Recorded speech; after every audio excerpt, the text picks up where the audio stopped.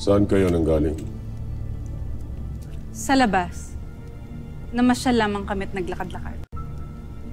Mabuti. Maaari ka na magpahinga. Ngayon din, mahal ko.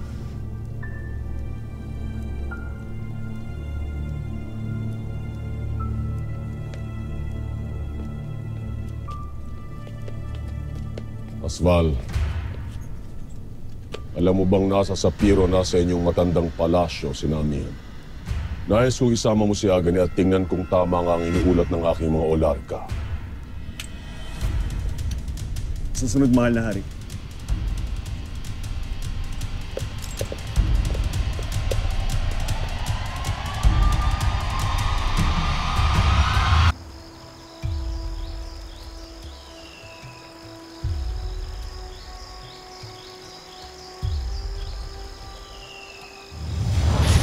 Bakit narito ka, Hitano?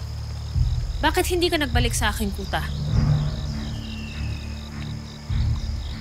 Anong kailangan mo, Perena? May plano na kami ni Alena laban kay Hagorn.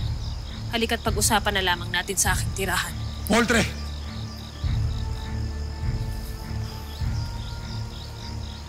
Ngunit kilala Sari ako. Kakikilala mo pa lamang sa kanya, Hitano. Utang ko sa kanya ang aking buhay, Perena. Kaya kung hindi aanib si Lilasari sa inyo, hindi din ako para sa inyo. Kung hindi ka namin kakampi, ikaw ay isa namin kaaway.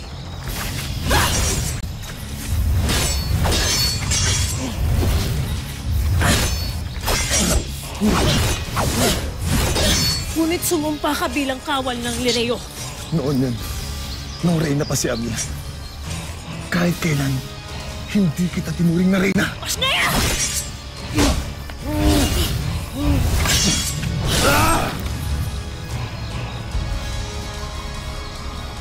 Manifest ka.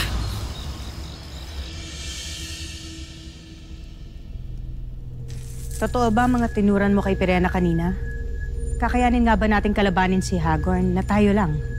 Alalahanin mo, Lilasari. May 3 siyang makapangyarihang brilyante. Kaya nga dapat, planuhin natin itong mabuti. Nang sa ganun na tayo magtagumpay. Dahil kung hindi, kamatayan ang naghihintay sa ating 3 nila, Hitano. Tunay ngang sa Sapiro sila nagpupunta. Dasal ko ang inyong tagumpay at ang inyong maagang pagbalik.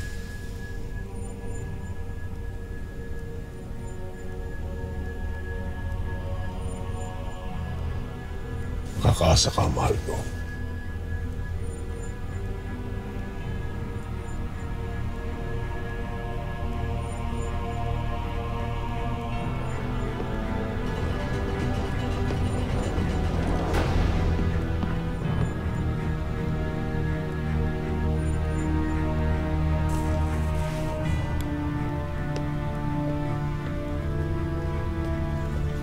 Lilasari? Hanggang ngayon ay nagtataka pa rin ako. Paano nagagawa ni Hagorn na tingnan ng iyong mukha na hindi siya tinatabla ng iyong sumpa? Yan din ang iniisip ko. Sa palagay ko ay batidan natin ang kanyang kahinaan. Kailangan malaman ko kung ano ang bertud na ginagamit ni Hagorn dapat sa akin.